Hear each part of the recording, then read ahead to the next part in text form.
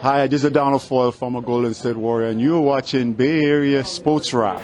All right. Speaking of injuries, I guess, do you have any update on Jimmy Butler? Do you expect him to play on Friday? I'm sorry? Jimmy Butler, do you expect him to play tomorrow? Doubtful for tomorrow. He didn't practice today, but feel really good about Tuesday. He's getting work in, but we didn't want to play him tomorrow after 3 days of inactivity, so he'll ramp it up the next 3 days. Jimmy's also a guy who doesn't need a whole lot of rhythm conditioning wise. He's in amazing shape, so we expect him to play Tuesday. How is Moses progressing, and do you still anticipate him being ready for the opener? I would say Moses is doubtful for the opener, just for the same reason as I just mentioned. He hasn't practiced yet, and we're hoping that he gets on the floor, maybe Sunday or Monday, but without enough ramp-up time, he's doubtful for the opener. And from an implementation standpoint, at this point in preseason, at this point in camp, where are you compared to where you might like to be? In terms of implementing like schemes and actions and stuff, we're right where we need to be in that regard. We're not where we need to be execution-wise, but you're usually not quite there at this stage. But we've implemented our schemes, the offensive actions that we wanted to install.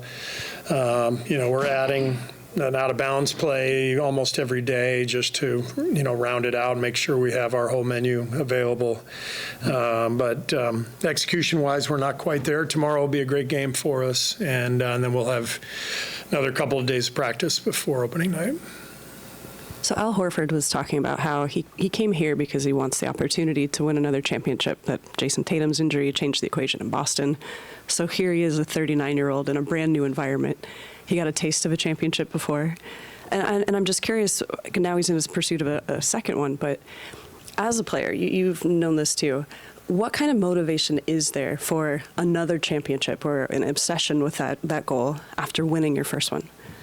It just depends on the player and what motivates people.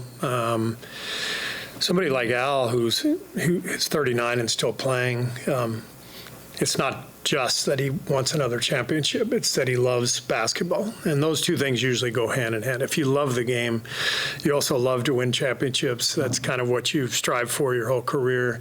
But he's still here because he loves the game. And you can see it, and he picks it up so easily. He's a brilliant basketball mind, and but loves being part of a team with a goal, a quest. That part goes beyond like, I want to wear another ring. It's something inside you. That's what he's got. Because then Steph talks about that too openly, about winning a fifth championship. One of the reasons why he is still playing, it would be Draymond's fifth as well. You're in that small group of players who has 5. Is there something mythical, magical about that number? About the number 5? Yeah. 5 fingers, maybe. 5 fingers, yeah. But seriously, 5. Like, does it put you in a category? I think guys like Steph and Dre, they know basketball history. They're driving those championships, So I think LeBron would, be the same way, right? It's like these guys are in LeBron's case, one of the best 2 players of all time, right? And Steph, one of the top 10 of all time, right? I mean, but however you quantify it, Draymond, one of the great defensive players of all time.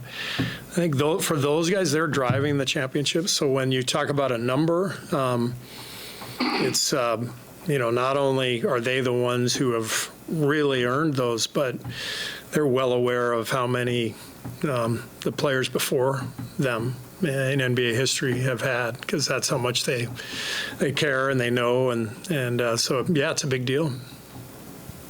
Will Richard seems to be just climbing the rotation, getting more minutes. What'd you like from him in that Portland game? He has great feel. He's a really good cutter.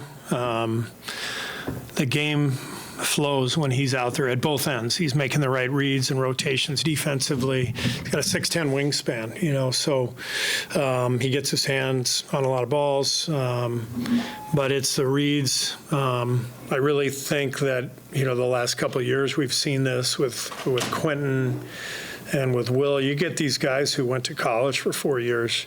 They've just had so many more reps. It's almost like Brock Purdy or something, as opposed to a quarterback who gets 10 starts in college and instead he gets 40 plus. Like, it matters because you just see these pictures over and over and over. So Quentin and Will, they came in just with a different level of awareness and understanding and the ability to adopt what they've learned immediately because they've seen things so often.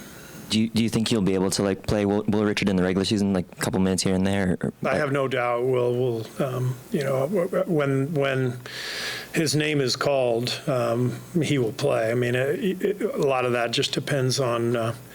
Right now, it would depend on injury. He wouldn't have been in the starting lineup the other night if Moses had been healthy. But this is kind of what the league is all about. Ron Adams says this constantly. It's a show me league. Show me that you can play. And so that means the second you get your opportunity, you better show me. And Will has 100% shown me and shown Ron and shown our whole staff that they can play. Steve, what's the most encouraging thing you've seen from Kuminga in this camp? The activity level the other night is what we're looking for. He had 6 rebounds in one half. He sprinted the floor. You could feel the energy and the pace, and that's what we need from him. His defensive awareness was great. The energy on the ball, nobody got by him. And he used his force, his athleticism, and he's had a great camp. He's passing the ball better than he has throughout his career, and he's making strides. So we're really, really happy with the camp that he's had and the improvement he's made. Quick follow-up, does his athletic ability still pop out, sometimes just kind of amaze you? The stuff Does it still? Yeah, did you see that left-handed dunk the other night? Nobody else on our team could do that. But I think, one of the things we've talked to him about in the past and that we're still nudging him forward with is feeling that athleticism when he's off the ball, right? When he sprints the floor, he had a couple of them in our game against Portland, I think, the second game of the year. No, it was a Laker game in LA. I think he just sprinted through, and the defense had to go with him. And then there was a play behind the play where somebody got a wide open shot, and that's what we're trying to get him to understand. And I'm not just saying this because he's here, but that's what Gary does frequently. He uses his athleticism without the ball to impact the defense, and it just takes time to learn that. But we're really pushing JK to do that more, and the other night was great. 6 rebounds and ton of activity. He looked really good. Gary, you're up. Thank you. Yeah.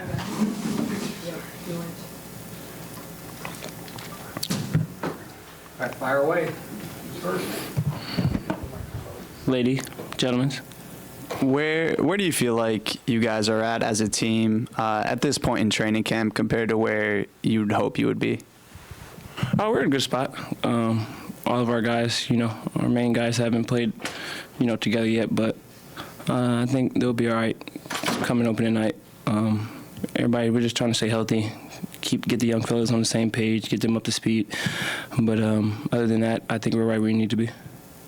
What were some of the takeaways from reviewing the film of the Portland game? We just got to clean up the turnovers early, continue to stay space, just get to our spots and play out of the space that we have. We have a lot of guys that can do a lot of good stuff in space, so if we give each other space, good things are happening. This group IQ level is pretty high and pretty good at playing the right basketball the right way. So we just continue to keep the spacing and just swing the ball and make good plays. I think we'll be all right. I guess what are the differences this year compared to last year when it comes to, I guess, not so much just the space, not in terms of shooting, but when it comes to spacing, where guys are aligned? Is there a big difference this year compared to last, or? No, not really. We just got a couple more vets, that understand and know how to play basketball the right way. So the staff is just continue to preach like we did last year. Just give certain guys space, where we need to. It was either Steph or Jimmy on the post or on the perimeter. Just give them space and work around them and try to get behind the defense and make it easy for them to, make plays for others. You have a guy like Al. Stretch five. Can you feel the difference that makes, though, in spacing when you have a stretch five? Absolutely. QP showed that a little bit last year, and now we got another one in Al, and, he knows the game very well. So installing Al is simple. I'm sure it takes a lot of pressure off Al, just sit up there and just to make plays or, shoot the ball, what he does really well. So having Al up there just continue to spread his floor. We've seen teams in this league in the recent years go from playing 3 out to 4 out. To 5 out. And some going 5 out. And you guys are trending in that direction, it looks like, more now than even before. Are you sensing that? Absolutely. Like you said, we got stretch 5. We got a couple stretch 5. So that's what I was getting back to the spacing. So we can go 5 out and leave the middle open and get guys like JK downhill and whatnot. That just gives us that many different looks and different opportunities, to create something. Follow up about the turnovers that you kind of started with. Is that, Steve talked about just execution and continuing to rep execution. Is that an execution thing? Is that a spacing thing? Is it decision? Like, what goes into the turnovers? There's 3 guys that's allowed to have turnovers. Everybody else can't. So that's pretty much it. Everybody else can. There's 3 guys that can have them, but Steve talks to them about, what we can do to help keep their turnovers lower, and we can help them keep their turnovers lower. I think we'll be in a good spot, but we're going to live with those 3 guys. What are some of the things that you guys can do in that regard to help them? Get them the ball and get space. Thank you. All right. Hey, Gary, what have you seen from Kuminga in camp? You seen any development? No, absolutely. Jonathan's been great. Seen it a little bit last year. He gets the ball and gets downhill. He's making the right play. He's not forcing anything when defense is starting to learn that creates a lot of pressure and they're collapsing. So, he gets off it, makes the right play, and continue to play basketball. So he's just like Steph, just in the paint. He demands attention, and when he demands attention, he kicks it out. He looks for others, and then we play basketball from there. When you look at Will Richard, so rookie, a guy who's really capable already, trying to be a sponge, do you remember what it was like to be in his shoes and just the learning curve of right now for a new guy? Yeah, it was just, I know he doesn't want to make mistakes. And usually when you have that pressure and don't want to make mistakes, you make mistakes. But Will's been great. He's got all the confidence in the world. When your coach and the greatest shooter in the world tells you to shoot the ball, I'm sure you get excited. So there's no pressure there on offense. Just make right plays, shoot when you're open. And then defense, he's been watching everybody, learning, being in the right spot. And the more times he can get more reps of that, just in-game flow as well, it's been pretty good. And he's been, stepping up in the preseason. And I know Steve's going to not be afraid to put him in early this year, so he's going to have his chance early. And also, Raymond told us it's media training day. Which one of your teammates needs the most media training? Buddy Hilt. You guys are great. Dalton Wilson. I was just going to say, obviously, someone like Brandon made an impact as a rookie, but a lot of people talk about the year 3 leap. Sophomores sometimes go through ups and downs. When it comes to Brandon, when do you feel that leap? Is it just what we see on the floor, or do you see anything behind the scenes that show that he's fully ready to make that big year 3 leap, I guess? Absolutely, yeah. Every year he continues to watch film. So all he does is watch basketball.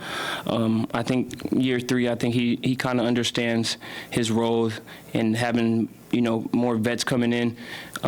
He's been looking to play make and get those vets the balls and play off them. So he knows when he has to score for us, and I think he knows when it's time to play makes, and also when he play makes, he's going to open up for himself. So I think he's starting to learn about that more, that if he play make, he's going to end up getting the ball.